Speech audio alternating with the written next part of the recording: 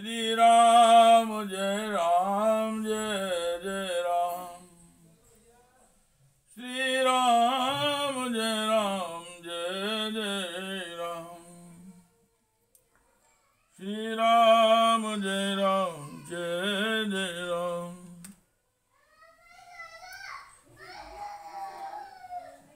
आज मैं कुछ शास्त्रोक्त बातों का और देश के बारे में कुछ चिंतन किया है, उसको सर्व जन समुदाय के बीच में रखने का प्रयत्न करता हूँ, जो देश के कल्याण के लिए हितकर है और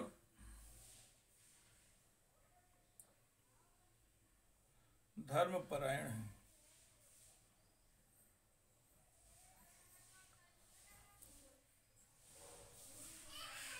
देश में बहुत ज्यादा मुस्लिमों का प्रकोप है। निश्चित रूप से भविष्य पुराण में भी इसका उल्लेख श्री वेद व्यास जी महाराज ने किया है कि एक मोहम्मद नाम का मलेच्छ उत्पन्न होगा, जो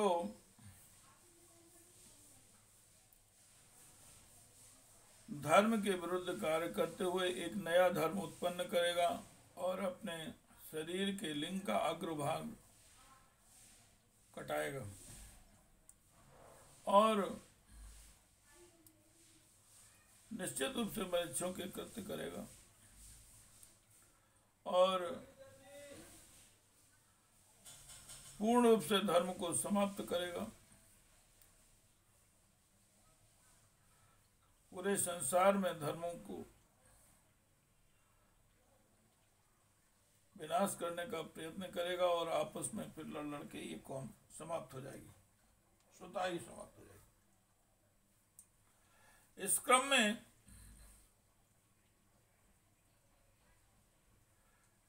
इसी मलेच्छों ने भारत पर 800 वर्ष तक आक्रमण लगातार करते रहे, धर्म को नष्ट करने का प्रयास किया, मंदिर तोड़े ने और मूर्तियों का खंडन किया, राजाओं के राज्य छीने, व्यभिचार किए, यहाँ तक कि आरा से चीरे गए जब और दीवालों में चुनाए गए। इस प्रकार उनके साथ अत्याचार किया गया और धर्म परिवर्तन कराया। यह भारत में सबसे ज्यादा कलंकित विषय है और फिर उनका विनाश हुआ, गए यहाँ से, क्योंकि अंग्रेजों के आने पर अंग्रेज नहीं आते तो निश्चित रूप से ये मलेच्छ ही भारत पर बने रहते। अच्छा हुआ कि अंग्रेज आए तो मलेच्छ निपटे और इनकी शासन सत्ता समाप्त हो गई। जिस तरह अंग्रेज भारत से गए हैं, उन्होंने अत्याचार किया, इसमें कोई कमी नहीं। इनके साथ मलेच्छों को भी भगा देना चाहिए, लेकिन इन्होंने ये समय का फायदा लेने के लिए हाथ भी जोड़ लेते, पैर भी पड़ लेते हैं और शरण में भी रह जाते हैं और अवसरवादिता का फल उठा लेते हैं। इन्होंने यही किया, पहले भारत पर आक्रमण किया, धर्म परिवर्तन किया, अत्याचार किए, मंदिर तोड़े, मूर्तियां तोड़ी और बहुत अपमान किया। इवन मूर्तियों को ऐसे जगह उन्होंने रखा जहाँ मुसलमान या कहीं अपने मुंह धोते कुल्ला करते या कहीं से पैदल चलते, आज भी भारत में ये ऐसा है। लेकिन कुछ अपने भारत के ही जो इन मलेच्छों से भी संतृप्त थे, उन्हीं की संतानें थीं, उन्होंने इस धर्म के लिए और ज़्यादा प्रचार किया और उनको महत्व दिया, उनको शरण दी, उनको बढ़ावा दिया। यहाँ तक कि इन मलेच्छों को यहाँ भारत में रहने का एक भी अधिकार, जो बलात्कारी होता है, लुटेरा होता है, उसको क्या उस देश में जिस व्यक्ति के घर में कोई लूट करता है, अत्याचार करता है, क्या उसको हिस्सेदार बना दिया जाता है? क्या नहीं।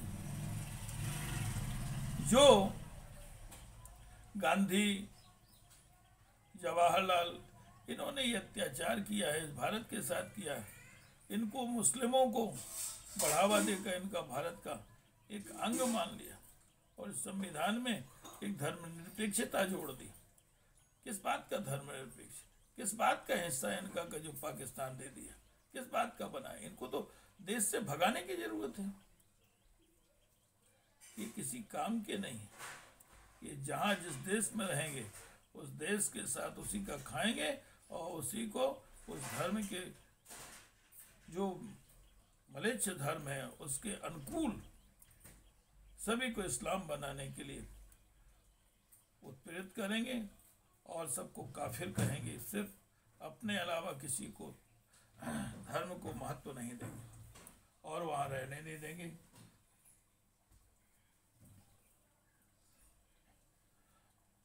भारत में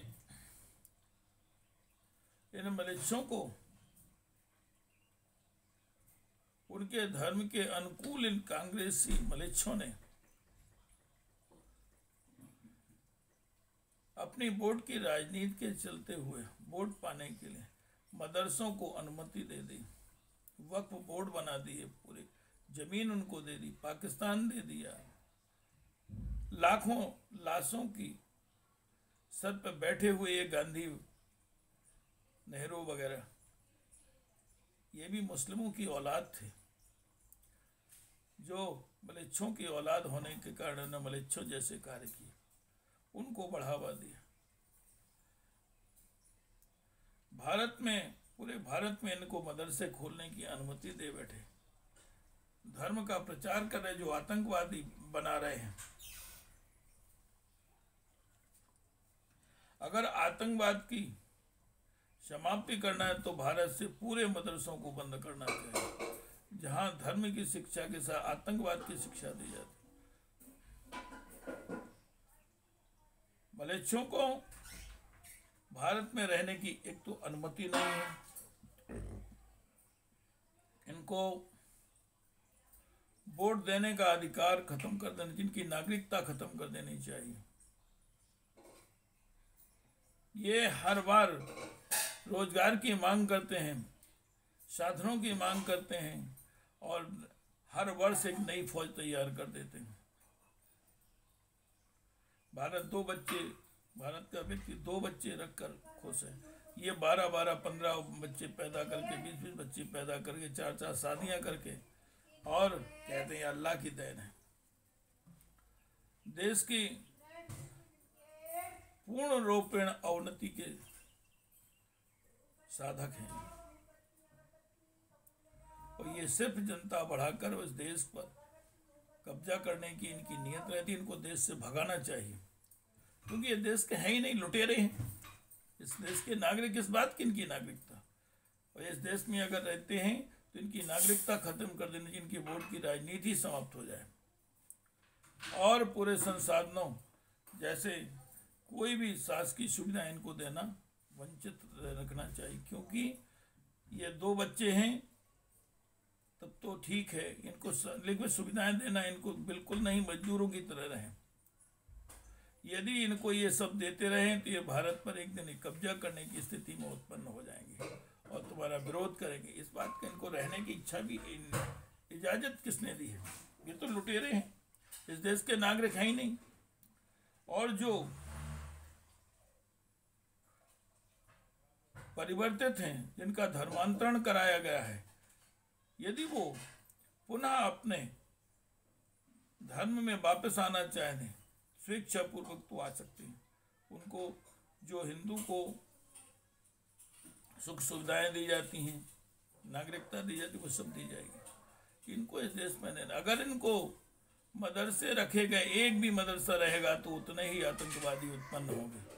जितने बच्चे पढ़ते सारे आतंकवाद की शिक्षा लेते। पूरे देश के मदरसे एक साथ बंद कर देना चाहिए। यदि ज्यादा कुछ ऐसी स्थिति उत्पन्न होती है तो जो भारतीय शिक्षा का स्कूल शासकीय है, उनमें एक सब्जेक्ट जैसे संस्कृत और इंग्लिश स्वैच्छिक विषय, उसी तरह उर्दू को भी स्वैच्छिक विषय कर दे, ताकि ये आतंकवादी नहीं बने और अच्छे इंसान बन जाएंगे। जो देश में धर्म के नाम पर विनाशक नहीं हो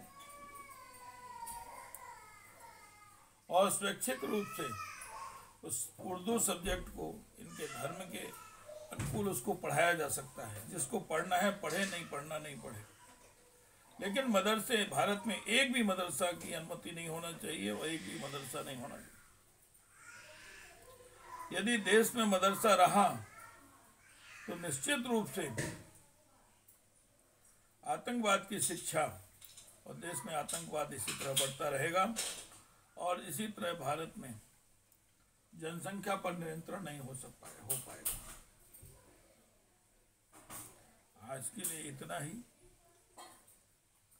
कल फिर कुछ ना कुछ सुझाव चिंतन किया जाएगा जो देश के हित में होगा और इसको पूरे देश में प्रसारण हो, ताकि इनको भारत में एक इंसानियत का पाठ पढ़ाया जा सके। नमस्कार, प्रणाम, धन्यवाद।